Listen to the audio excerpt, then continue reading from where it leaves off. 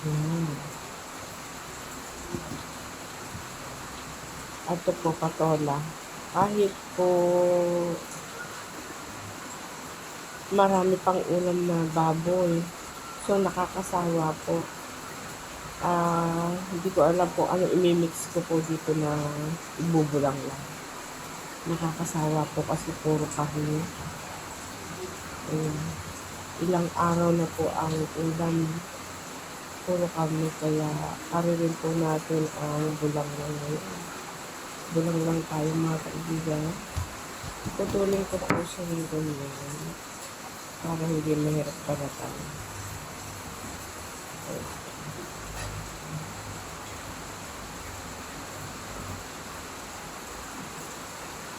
Iniisip ko pa lang po kung ano ang imimix na gulay dito para mabuto lang.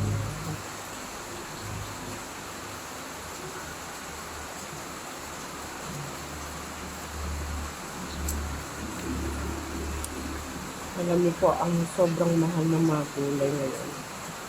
Ngayon katatapos ang bagong taon.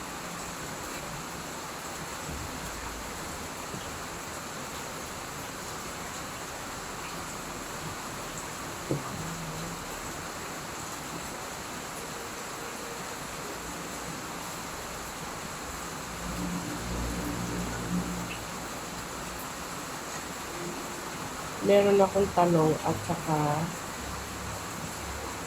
sigarilyas dyan. So yung talong at sigarilyas, pang bulang lang. Pang pakbet. Sama ko na lang din po ito sa papakbitin ko.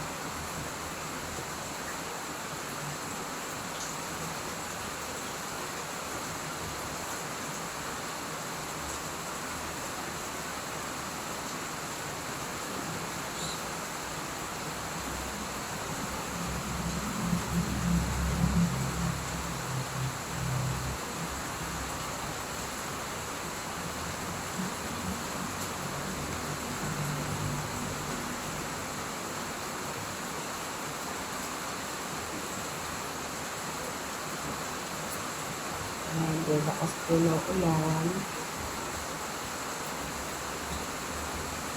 Nakakapagtaka naman po yung panahon kung ng ulan.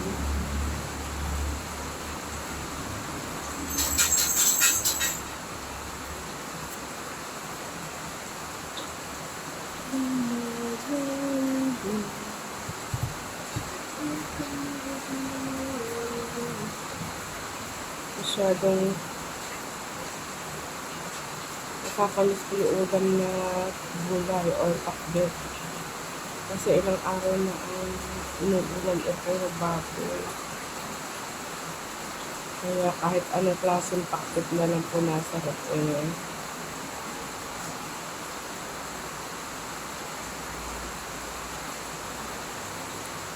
gawin natin.